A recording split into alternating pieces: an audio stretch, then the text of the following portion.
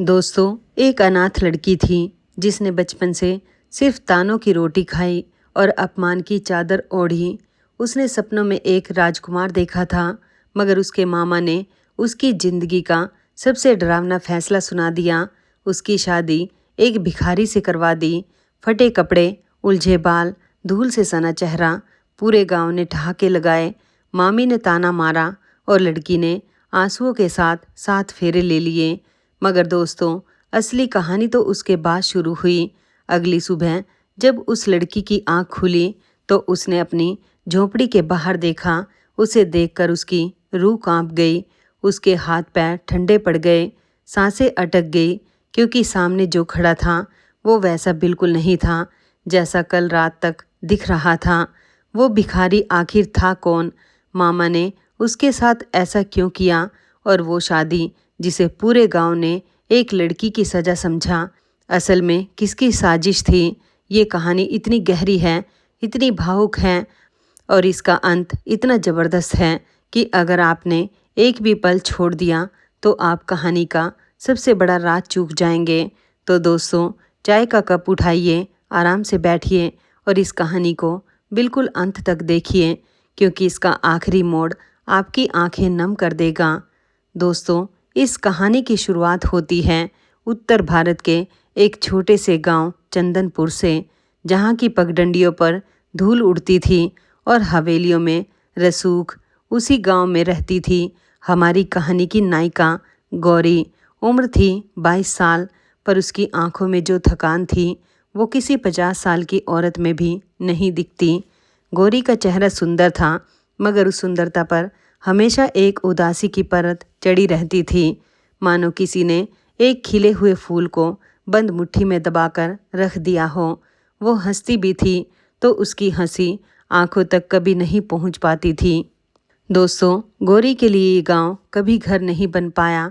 ये तो बस एक ऐसी जगह थी जहां हालात ने उसे लाकर पटक दिया था। उसकी असली ज़िंदगी तो तब ख़त्म हो गई थी जब वो सिर्फ 7 साल की थी। उस दिन भी सावन की बारिश हो रही थी। गौरी के माँ बाप उसे मेले में ले जाने का वादा करके निकले थे।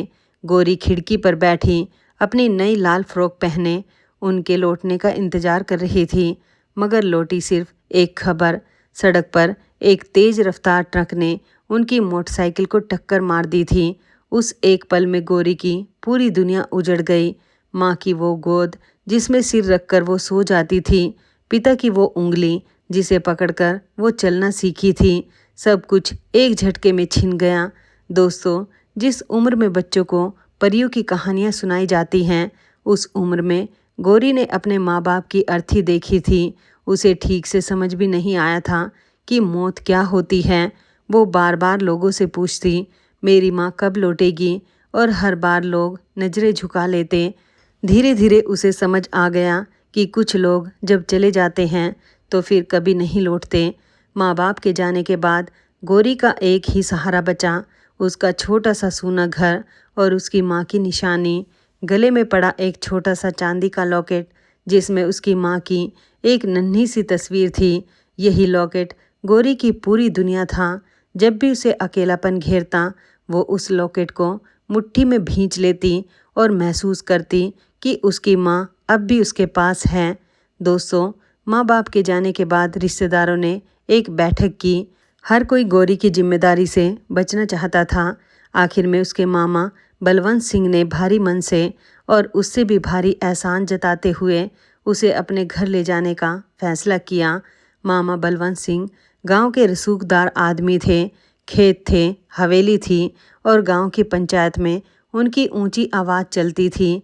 मगर दोस्तों, जिसके पास दौलत होती है, ज़रूरी नहीं कि उनके पास दिल भी हो।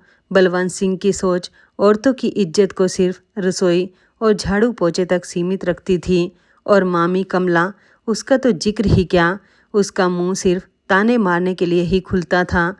जिस दिन गौरी पहली बार उस हवेली की देहरी पर पैर रखती है, मामी ने उसे ऊपर से नीचे तक ऐसे देखा जैसे कोई बोझ तोल रही हो, और फिर पहला वाक्य जो उसके मुंह से निकला वो गौरी के नन्हे दिल में हमेशा के लिए धंस गया। तेरे माँ बाप तो आराम से चले गए, अब इस मुसीबत को हम ढोएंगे। दोस्तों, उस दिन के बाद से गौरी का बचपन ख़त्म हो गया।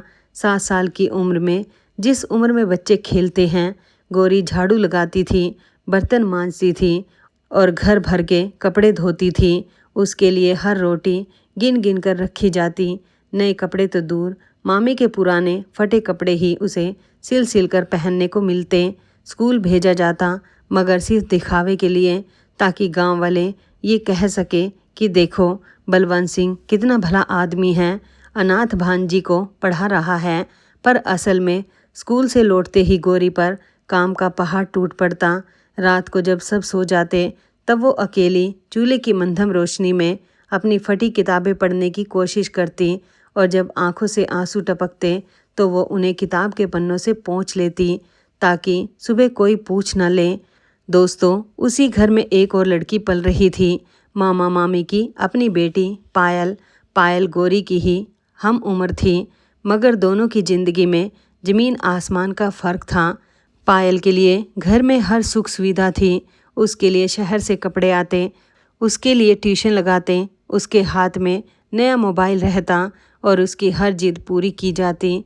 और गौरी के हिस्से में आते थे पायल के उतरे हुए कपड़े, उसके बचे हुए खाने की थाली और उसकी फरमाइशें पूरी करने का काम। बचपन में पायल कभी कभी गौरी से बात कर लेती थी, उसके साथ खेल लेती थी, मगर जैसे जैसे बड़ी होती गई, मामी ने उसके कान भरने शुरू कर दिए। वो तेरे बराबर नहीं हैं, वो नौकरानी हैं, तू मालकिन। धीरे धीरे पायल की आंखों में भी गौरी के लिए वही तिरस्कार उतर आया जो उसकी माँ की आंखों में था। समय बीता और पायल जवान हुई। उसकी सगाई एक सरकारी अफसर सुधीर से तय हुई, जो पास के कस्बे में तहसीलदार था।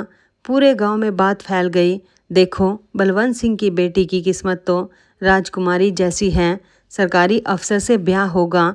और उसी जश्न के बीच घर के एक कोने में झाड़ू थामे खड़ी गौरी ये सब देखती रहती। उसकी आंखों में जलन नहीं थी दोस्तों, बस एक सवाल था, क्या मेरी ज़िंदगी में कभी ऐसा कोई दिन नहीं आएगा जब कोई मुझे अपना कहे। दोस्तों, उन्हीं दिनों गांव में एक अजनबी दिखने लगा, एक भिखारी। फटे पुराने कपड़े, उलझे हुए बाल, बड़ी हुई दाढ़ी और चेहरे पर धूल की परत, मगर उसमें एक बात थी जो उसे बाकी भिखारियों से अलग करती थी, उसकी आंखें। उसकी आंखों में वो बेबसी नहीं थी जो भूखे प्यासे लोगों में होती है। उसकी आंखों में एक अजीब सी गहराई थी, एक ठहराव, एक ऐसी शांति जो सिर्फ उन्हीं लोगों में होती है जिन्होंने ज़िंदगी को बहुत करीब से देखा हो। वो किसी से भीख नहीं मांगता था, बस मंदिर के बाहर एक पीपल के पेड़ के नीचे बैठा रहता, बच्चों को मुस्कुराकर देखता और कभी कभी दूर से बलवंत सिंह की हवेली की तरफ ताकता रहता। गांव वालों के लिए वो बस एक तमाशा था, कोई उसे पागल कहता, कोई मनहूस, मगर वो भिखारी सब कुछ चुपचाप देखता रहता। और दोस्तों, सबसे ज़्यादा वो जिसे देखता था वो थी गौरी। जब गौरी कुएं पर पानी भरने आती तो वो भिखारी उसे देखता, जब मामी उसे चिल्लाकर ताने मारती तो वो भिखारी देखता, जब गौरी चुपचाप सिर झुकाए भारी घड़ा उठाए लौटती तो वो भिखारी देखता। वो देखता था कि कैसे इस लड़की की आत्मा को हर रोज़ कुचला जा रहा है और कैसे वो लड़की बिना कोई शिकायत किए सब सह लेती है। गौरी को नहीं पता था कि कोई उसकी तकलीफ़ों को इतने गौर से पढ़ रहा है, मगर कई बार अचानक उसकी और उस भिखारी की नज़रें टकरा जाती और हर बार गौरी को एक अजीब सा एहसास होता, जैसे वो आंखें उससे कुछ कहना चाहती हों, जैसे वो आंखें उसका दर्द जानती हों। वो घबरा कर नज़रें फेर लेती, मगर वो एहसास उसके मन में कहीं अटक जाता। दोस्तों, गौरी ने कभी कोई गुनाह नहीं किया था, उसने तो बस एक बार हिम्मत करके अपने हक की बात कह दी थी। और गांव की सोच में एक औरत का अपने हक की बात कहना ही सबसे बड़ा गुनाह होता है। हुआ ये कि एक दिन गांव के स्कूल का एक मास्टर जो शहर से पढ़ाने आया था, उसने गौरी की लिखावट देखकर तारीफ़ की और कहा कि अगर ये लड़की आगे पढ़े तो शहर में नौकरी कर सकती है। बस इतनी सी बात गौरी के मन में एक दिया जला गई। उस रात उसने हिम्मत जुटाई और खाने की मेज़ पर मामा से पूछ लिया, मामा जी, क्या मैं आगे पढ़ सकती हूँ। मास्टर जी कहते हैं कि मैं नौकरी कर सकती हूँ, फिर मैं आप पर बोझ नहीं रहूँगी। दोस्तों, ये सुनते ही मामा का चेहरा लाल हो गया। मामी चिल्ला पड़ी, देखा, पंख निकल आए हैं इसके। आज पढ़ने चली है, कल उड़ने चलेगी और फिर हमारी नाक कटवाएगी। मामा ने मेज पर जोर से हाथ मारा और कहा, बस, अब इस लड़की ने हद पार कर दी है। अब इसके पर कतरने का वक्त आ गया है। उस रात गौरी भूखी सो गई और उसी रात मामा मामी ने एक फैसला किया जो गौरी की जिंदगी का सबसे डरावना फैसला साबित होने वाला था। अगले दिन की बात है दोस्तों। हुआ यूं कि वही स्कूल का मास्टर गौरी को कुछ किताबें देने उसके खेत तक आया था। दूर से बस इतना दिखा कि एक लड़का गौरी से बात कर रहा है और मामा के एक चमचे ने आग में घी डाल दिया। बलवंत भाई, तुम्हारी भांजी तो खेतों में लड़कों से मिलने लगी है। बस फिर क्या था, मामा आग बबूला होकर घर पहुँचे और बिना कुछ सुने, बिना सच जाने, उन्होंने गौरी को 2 थप्पड़ जड़ दिए और कमरे में बंद कर दिया। गौरी रोती रही, चिल्लाती रही, मामा जी, वो तो मास्टर जी थे, किताबें देने आए थे, मगर किसी ने उसकी एक ना सुनी। मामी ने बाहर से दरवाज़ा पीटते हुए कहा, अब इसकी शादी करनी ही पड़ेगी, वरना ये पूरे खानदान की नाक कटवा देगी। दोस्तों, अगली सुबह बलवंत सिंह ने पूरे गांव की पंचायत बुलाई। चौपाल पर भीड़ जमा हो गई। सबको लगा कि कोई बड़ा फैसला होने वाला है और फैसला सच में बड़ा था, मगर इतना क्रूर, इतना अमानवीय कि सुनकर हर इंसानियत वाला दिल कांप जाए। मामा ने पूरे गांव के सामने ऐलान किया, इस लड़की ने हमारे खानदान की इज्जत मिट्टी में मिला दी है। इसे अब सबक सिखाना जरूरी है। इसलिए हमने फैसला किया है कि इसकी शादी उस भिखारी से होगी जो मंदिर के बाहर बैठा रहता है, ताकि ये उम्र भर याद रखें कि बगावत का अंजाम क्या होता है। दोस्तों, चौपाल पर एक पल को सन्नाटा छा गया और फिर ठहाके गूंज उठे। गांव वालों को सच्चाई से कोई मतलब नहीं था, उन्हें तो बस तमाशा चाहिए था। किसी ने पूछा, अरे किया क्या इस लड़की ने? जवाब मिला, ज़्यादा समझदार बनने लगी थी, पढ़ लिख कर उड़ना चाहती थी। कोई हंसकर बोला, अच्छा हुआ, सही सबक मिलेगा। औरत की औकात उसकी देहरी के अंदर ही अच्छी लगती है। और इस पूरे तमाशे के बीच चौपाल के एक कोने में खड़ी गौरी बस खामोश थी। उसके आंसू सूख चुके थे। वो एक ऐसे समाज को देख रही थी जिसने उसकी मजबूरी को गुनाह बना दिया था और उसकी खामोशी को सजा। मगर दोस्तों, उसी भीड़ में एक इंसान ऐसा था जिसके चेहरे पर न हंसी थी, न तमाशे का मजा। वो था वही भिखारी, मंदिर की सीढ़ियों पर शांत बैठा हुआ। उसके चेहरे पर एक अजीब सी संजीदगी थी, मानो उसे ये सब पहले से पता हो, मानो ये सब उसकी ही किसी सोची समझी योजना का हिस्सा हो। दोस्तों, वो काला दिन आ ही गया। ना कोई बैंड बाजा, ना कोई बारात, ना कोई रौनक। मंदिर के बाहर उसी पीपल के पेड़ के नीचे एक छोटा सा हवन कुंड जलाया गया।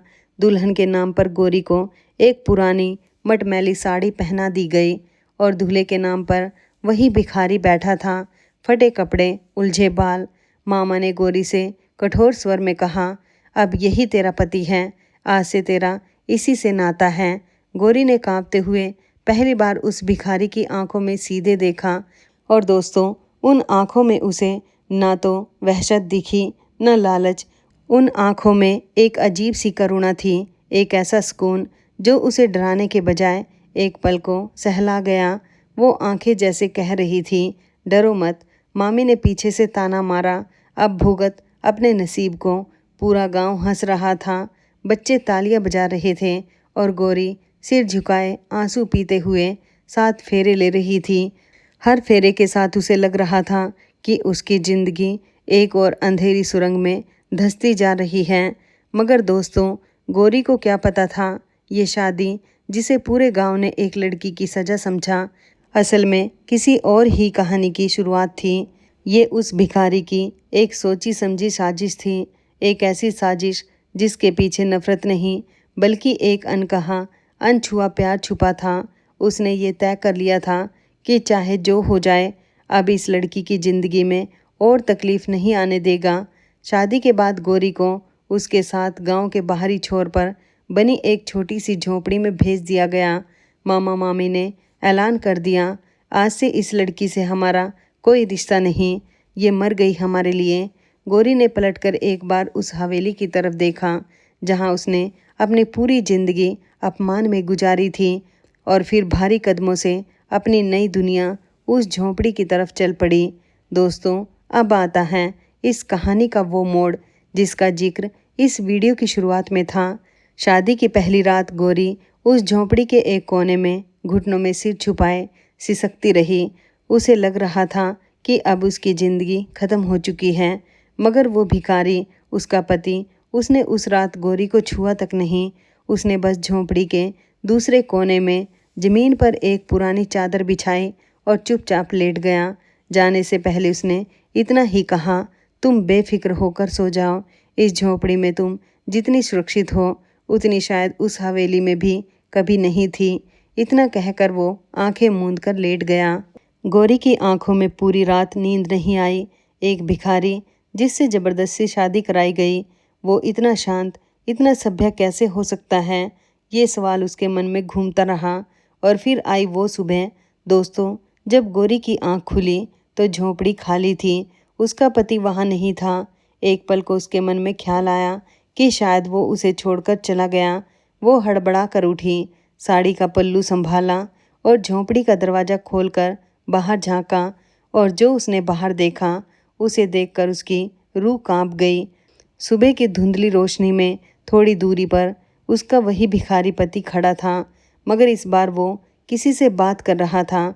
उसके सामने खड़े थे दो लोग, साफ सुथरे इस्त्री किए हुए सूट में, धूप के चश्मे लगाए। उनमें से एक के हाथ में एक चमकता हुआ ब्रीफ केस था और दूसरे के कान में एक छोटा सा यंत्र। और सबसे चौंकाने वाली बात, वो भिखारी जो कल तक टूटी फूटी जुबान में बात करता था, इस वक्त बेहद रौबदार आवाज़ में, बिल्कुल साफ अंग्रेजी में उन्हें कुछ हिदायतें दे रहा था। गौरी के हाथ पैर ठंडे पड़ गए, उसकी सांसें अटक गई। ये वो आदमी हरगिज़ नहीं था जिससे कल उसकी शादी हुई थी। उसकी कमर तनी हुई थी, उसकी आवाज़ में हुक्म था और उन सूट वाले आदमियों के चेहरे पर उसके लिए डर और इज्जत दोनों थे। तभी गौरी की आहट सुनकर उस भिखारी ने पीछे मुड़कर देखा। एक पल को उसकी और गौरी की नज़रें टकराई और फिर बिजली की तेज़ी से उन सूट वाले आदमियों ने अपने ब्रीफ केस समेटे और एक नीली गाड़ी में बैठकर गायब हो गए। इतनी जल्दी कि गौरी को लगा कहीं ये कोई सपना तो नहीं था। और उसका पति वो फिर से वैसे ही झुक गया, वही भिखारी बन गया और मुस्कुराते हुए झोंपड़ी की तरफ बढ़ने लगा, मानो कुछ हुआ ही ना हो। मगर दोस्तों, गौरी अब समझ चुकी थी, इस आदमी का कोई बहुत बड़ा राज है और ये भिखारी होने का नाटक सिर्फ एक चेहरा है जिसके पीछे कोई और ही सच छुपा है। दोस्तों, उस सुबह के बाद गौरी की ज़िंदगी एक अजीब से मोड़ पर आ गई। एक तरफ पूरा गांव उसे जलील करता, जब वो पानी भरने निकलती तो औरतें फुसफुसाती, देखो भिखारी की रानी जा रही है। बूढ़े बच्चों को समझाते, ऐसी मत बनना वरना इसी लड़की जैसा हाल होगा। हर ताना गौरी की आत्मा को छलनी कर देता। मगर दूसरी तरफ थी वो झोंपड़ी जहाँ उसे ज़िंदगी में पहली बार इज्जत मिल रही थी। उसका पति रोज़ सुबह उससे पहले उठता, झोंपड़ी के आसपास झाड़ू लगाता, कहीं से सूखी लकड़ियाँ इकट्ठा करता और दोनों के लिए अपने हाथ से खाना बनाता। वो गौरी को कभी कोई काम करने को नहीं कहता, उल्टा जब गौरी कुछ करने उठती तो वो धीरे से कहता, तुमने पूरी ज़िंदगी दूसरों के लिए की है, अब थोड़ा आराम भी कर लो। गौरी के लिए ये सब किसी सपने जैसा था। जिस लड़की ने पूरी ज़िंदगी सिर्फ हुक्म सुने थे, उसे आज कोई इतने प्यार से बिठाकर रोटी खिला रहा था। जब वो गुस्से और उलझन में से घूरती तो वो बस मुस्कुरा देता। वो हंसी, उसमें कोई तिरस्कार नहीं था, उसमें एक अजीब सी अपनापन भरी गर्माहट थी। दोस्तों, गांव में एक और इंसान था जो गौरी पर थोड़ा रहम करता था। फूलवती चाची, एक बूढ़ी अकेली औरत जिसके अपने सब बिछड़ चुके थे। फूलवती चाची कभी कभी चुपके से गौरी को थोड़ा गुड़, थोड़ा आटा दे जाती और कहती, बेटी तेरी आंखों में जो दर्द है ना, वो एक दिन ज़रूर ख़त्म होगा। भगवान सबका हिसाब रखता है। गौरी को इन शब्दों में माँ की झलक मिलती और उसकी आंखें भर आती, मगर सबसे ज़्यादा गोरी का मन उलझता था अपने पति को लेकर। एक रात खाना खाते हुए उसने हिम्मत करके पूछ ही लिया, तुम्हारा नाम क्या है, तुम कहाँ से आए हो और तुम सच में भिखारी हो? उसका पति एक पल को ठहरा, फिर उसकी आंखों में सीधे देखते हुए बहुत धीमे से बोला, जो तुम जानना चाहती हो वो सही वक्त आने पर खुद बता देगा, बस थोड़ा सब्र रखो। दोस्तों, इस एक जवाब ने गोरी के अंदर दो चीज़ें एक साथ जगा दी। एक थी जिज्ञासा और दूसरी थी विद्रोह। अब वो डरी सहमी लड़की नहीं रहना चाहती थी जो हर बात चुपचाप मान ले। अब वो जानना चाहती थी, अब वो सच के पीछे जाना चाहती थी। दोस्तों, समय बीतता गया और झोपड़ी की उन दीवारों के बीच, दो अजनबियों के बीच धीरे धीरे एक अनकहा रिश्ता पनपने लगा। एक शाम तेज बारिश आई। पुरानी झोपड़ी की टीन की छत जगह जगह से टपकने लगी। गोरी इधर उधर बर्तन रखकर पानी रोकने की कोशिश करती रही। उसका पति बाहर से भीगता हुआ अंदर आया और जब उसने देखा कि गोरी अकेले जूझ रही है तो वो भी जुट गया। दोनों मिलकर छत के सुराख बंद करते रहे और इस उठापटक में एक पल को अंधेरे में दोनों के हाथ आपस में टकरा गए। गोरी ने झट से हाथ खींच लिया, मगर उस एक स्पर्श में एक अजीब सी सिहरन थी। बारिश की आवाज़ के बीच उस मंधम रोशनी में गोरी ने पहली बार उस आदमी को सिर्फ एक भिखारी की तरह नहीं बल्कि एक इंसान की तरह देखा। एक ऐसा इंसान जिसने आज तक उसे एक भी बुरा शब्द नहीं कहा था। उस रात बारिश थमने के बाद दोनों झोपड़ी की देहरी पर बैठकर गरम चाय पीते रहे। पहली बार उनके बीच बातें हुई, मामूली सी बातें। गोरी ने अपने बचपन के बारे में बताया, अपनी माँ के लॉकेट के बारे में बताया और उसका पति बस सुनता रहा, बहुत ध्यान से, मानो उसकी एक एक बात उसके लिए बहुत कीमती हो। जब गोरी ने अपनी माँ की बातें करते हुए आंखें पोंछी तो उसने बहुत धीमे से कहा, जिनके पास इतनी सुंदर यादें होती हैं वो कभी अनाथ नहीं होते। गोरी, तुम्हारी माँ हमेशा तुम्हारे साथ है। दोस्तों, पहली बार किसी ने गोरी का नाम इतने प्यार से पुकारा था।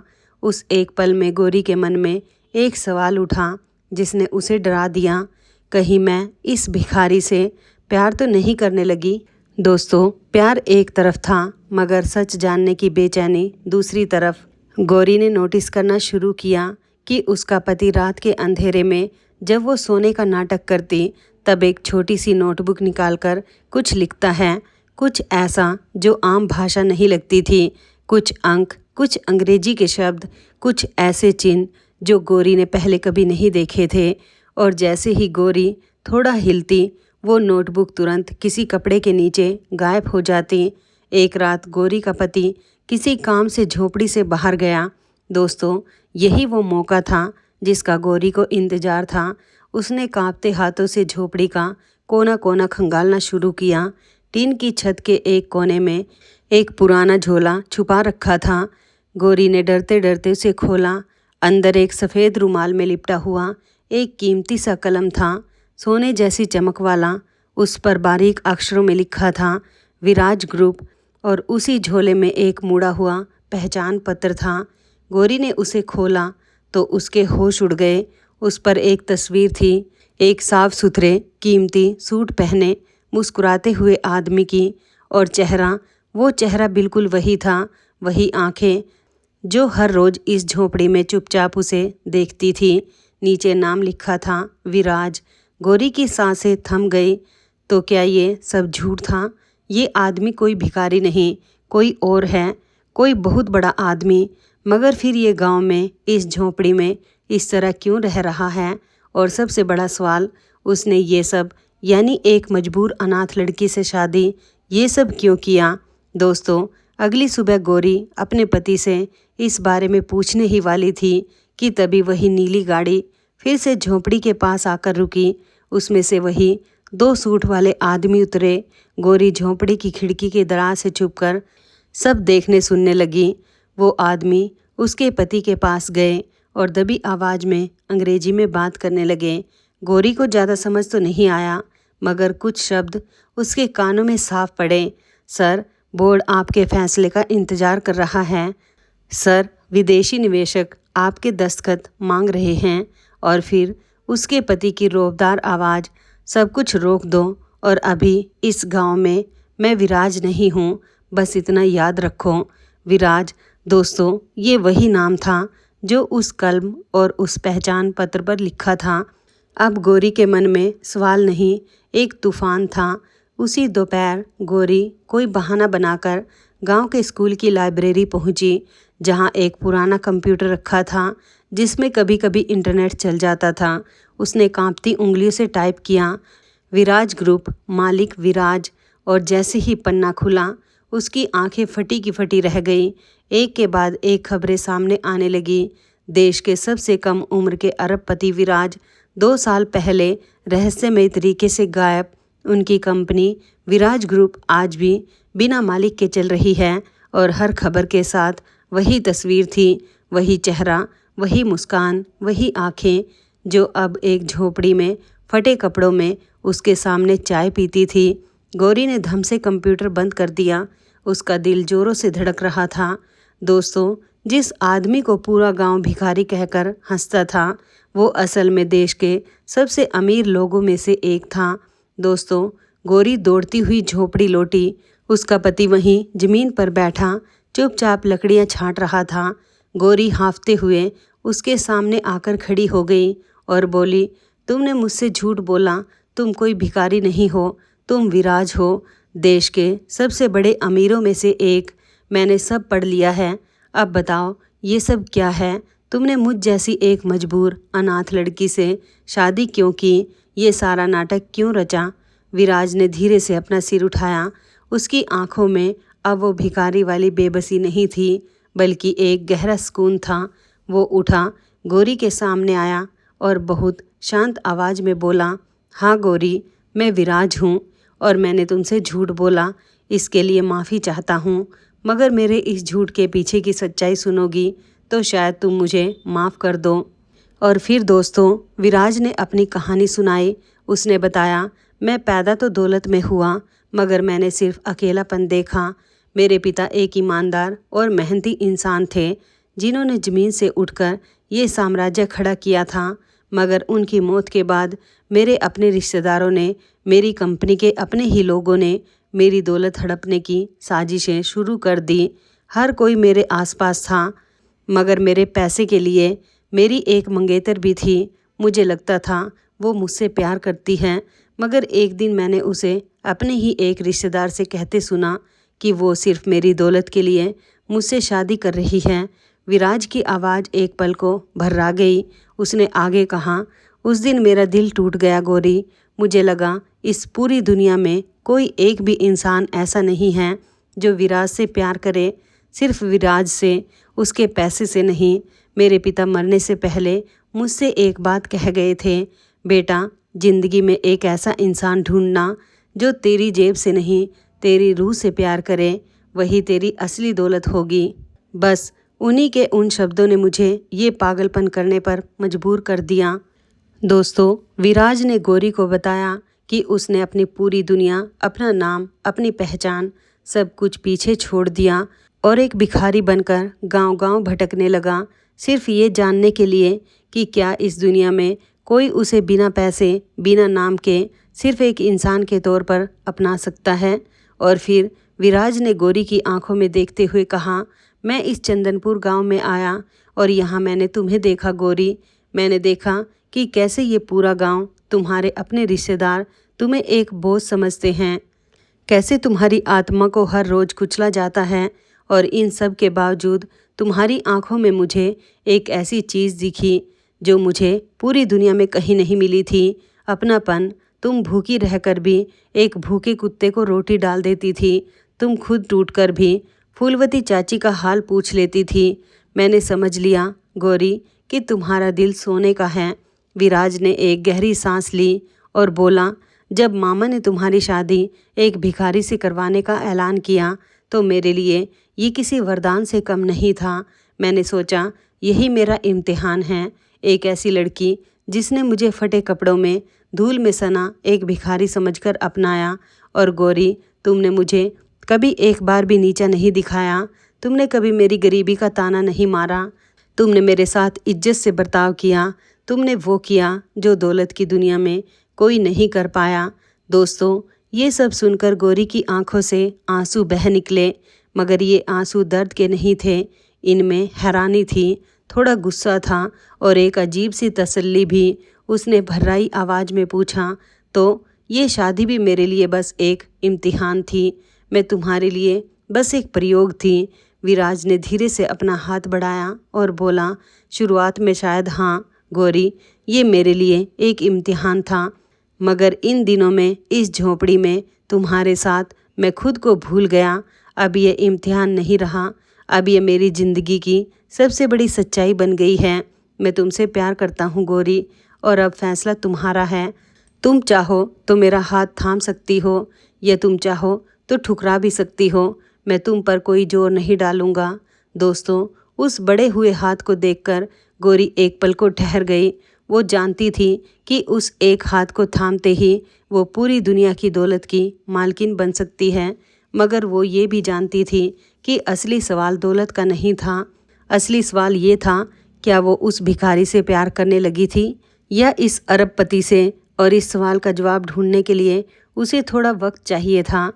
दोस्तों, गौरी अभी इस उलझन में थी ही कि गांव में एक और तूफान आ गया, और इस बार वो तूफान उसी हवेली में आया जिसने कभी गौरी को बेघर किया था।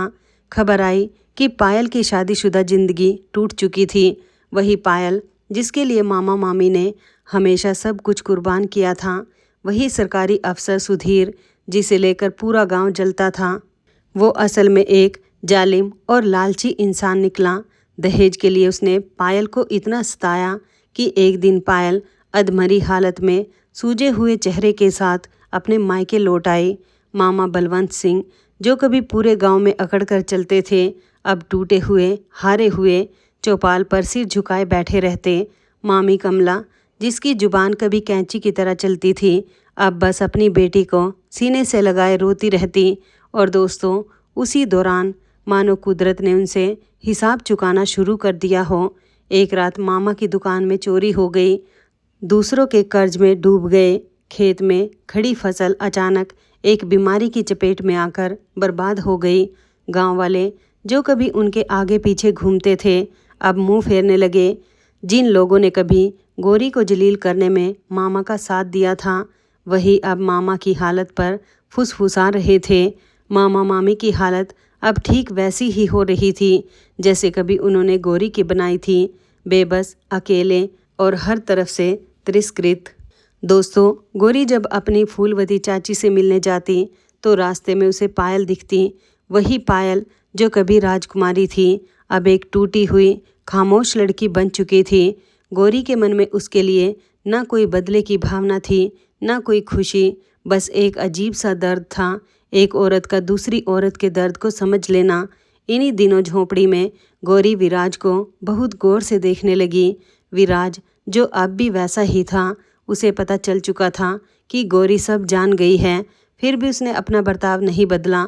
वो अब भी सुबह झाड़ू लगाता, खाना बनाता और गौरी का हर छोटा काम बटाता। उसने एक बार भी अपनी दौलत का रोब नहीं जताया, एक बार भी ये एहसास नहीं कराया कि वो गौरी से ऊंचा है। एक शाम जब विराज खेत की मेड़ पर बैठा डूबते सूरज को देख रहा था, गौरी उसके पास जाकर बैठ गई। काफ़ी देर खामोशी के बाद गौरी ने पूछा, विराज, एक बात सच सच बताओ, तुम्हारे पास तो सब कुछ था, तुम किसी भी सुंदर अमीर लड़की से शादी कर सकते थे, फिर मुझे ही क्यों चुना, एक अनाथ मजबूर लड़की को जिसके पास कुछ भी नहीं था। विराज ने उसकी तरफ देखा, धीरे से मुस्कुराया और बोला, क्योंकि गौरी, जब मैंने तुम्हें पहली बार देखा तब तुम्हारे पास कुछ नहीं था, ना पैसा, ना घर, ना कोई अपना, मगर फिर भी तुम्हारी आंखों में दौलत की भूख नहीं थी, इज्जत की प्यास थी। मुझे ऐसी ही औरत चाहिए थी जो मुझे मेरी दौलत से नहीं, मेरे इंसान होने से अपनाए। तुमने एक भिखारी को सम्मान दिया गौरी, और जो इंसान एक भिखारी को सम्मान दे सकता है वो दुनिया की सबसे अमीर रानी से ज़्यादा अमीर होता है, दिल से। दोस्तों, उस पल गौरी की सारी उलझन खत्म हो गई। उसे अपने सवाल का जवाब मिल गया।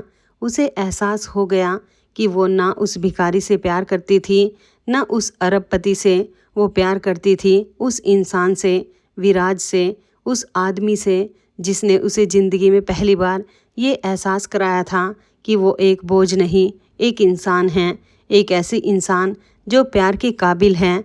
गौरी ने धीरे से अपना हाथ बढ़ाया और विराज का हाथ थाम लिया। उस एक स्पर्श में अब कोई डर नहीं था, कोई शक नहीं था, बस एक भरोसा था और एक प्यार था जो दोनों दिलों को बराबरी से जोड़ रहा था।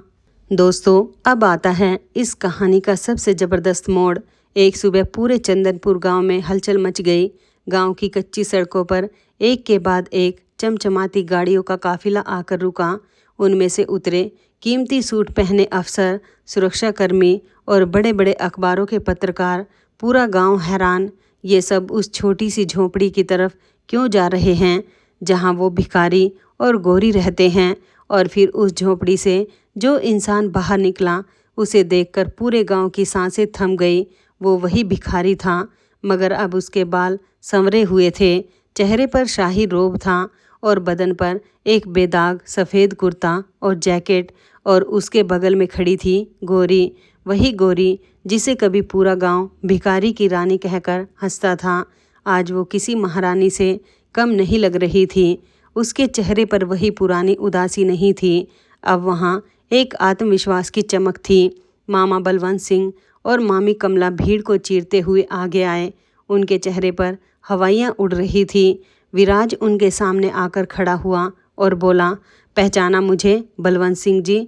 मैं वही भिखारी हूँ जिससे आपने अपनी ही भांजी की ज़बरदस्ती शादी करवा दी थी, जिसे आपने सजा समझकर इस लड़की के गले बांध दिया था। मगर इस लड़की ने मुझे सजा नहीं समझा, इसने मुझे अपना समझा, बिना कोई सवाल किए, बिना किसी शर्त के।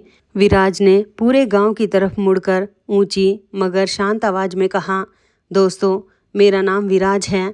मैं देश की सबसे बड़ी कंपनियों में से एक का मालिक हूँ।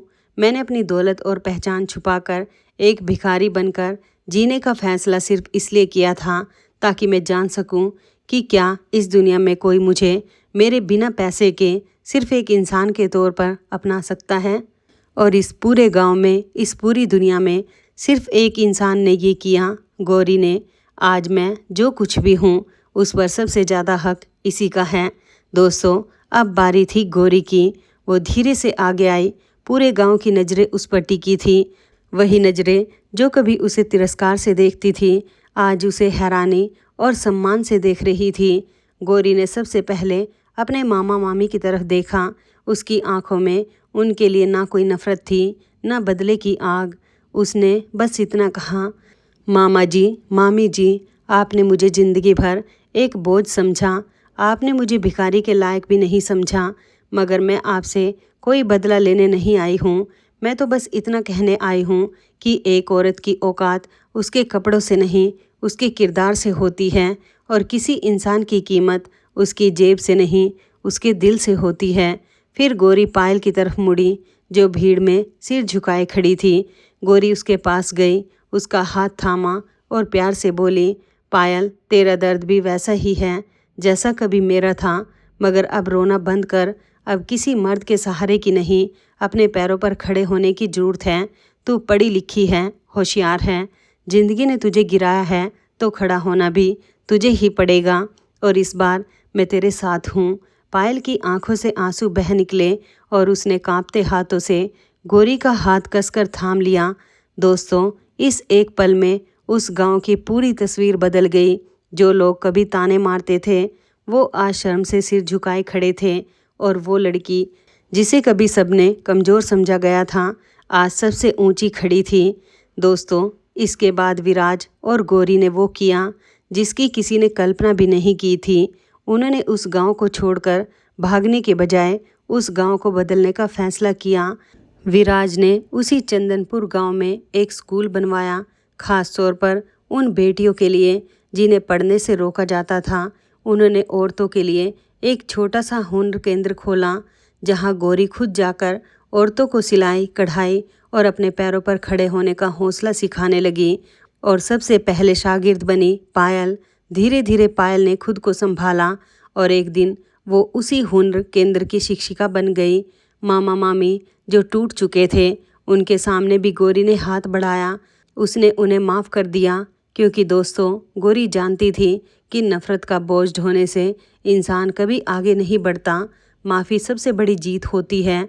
मामा बलवंत सिंह की आंखों से जो ज़िंदगी में कभी नहीं रोए थे, उस दिन पहली बार आंसू बहे, पछतावे के आंसू।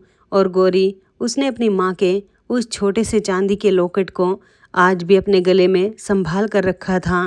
एक शाम जब वो विराज के साथ अपने नए घर की छत पर बैठी थी, उसने वो लॉकेट खोला, अपनी माँ की तस्वीर को देखा और धीरे से मुस्कुराए, मानो वो अपनी माँ से कह रही हो, माँ, मैंने वो राजकुमार ढूंढ लिया जिसका मैं सपना देखती थी, मगर वो किसी राजमहल में नहीं, एक टूटी हुई झोपड़ी में मिला।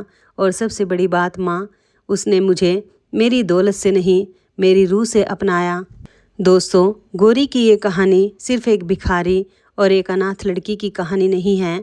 ये कहानी है हर उस इंसान की जिसे उसके अपनों ने तोड़ा, जिसकी खामोशी को दुनिया ने उसकी कमजोरी समझा। अगर आपकी ज़िंदगी भी कभी गौरी जैसी रही है, जहाँ अपने ही आप को बोझ समझते हैं, जहाँ दुनिया आपके सब्र को आपकी हार मान लेती है, तो दोस्तों एक बात हमेशा याद रखना, आपकी खामोशी भी एक दिन ज़रूर बोलेगी। जब वक्त करवट लेगा तो वही लोग जो आज आपको झुका रहे हैं, कल आपके सामने झुकेंगे। मत टूटो, मत हारो, क्योंकि जो इंसान सबसे ज़्यादा सहता है, कुदरत उसी को सबसे ऊंचा उठाती है। और हाँ, ये कभी मत भूलना, किसी की औकात उसके कपड़ों से नहीं, उसके किरदार से होती है। और ज़िंदगी की असली जीत दौलत से नहीं, प्यार और सम्मान से होती है। दोस्तों, आपको गौरी की ये कहानी कैसी लगी? अगर इस कहानी ने आपके दिल को छुआ हो तो कमेंट में लिखिए गौरी। और अगर आप चाहते हैं कि हम ऐसी ही दिल को छू लेने वाली प्रेरणा से भरी कहानियाँ आपके लिए लाते रहें, तो वीडियो को लाइक कीजिए, अपने दोस्तों और परिवार के साथ शेयर कीजिए और हमारे चैनल संगीता कहानी कैप्सूल चैनल को अभी सब्सक्राइब कर लीजिए। मिलते हैं एक और ज़बरदस्त कहानी के साथ। जय हिंद, जय भारत। धन्यवाद दोस्तों।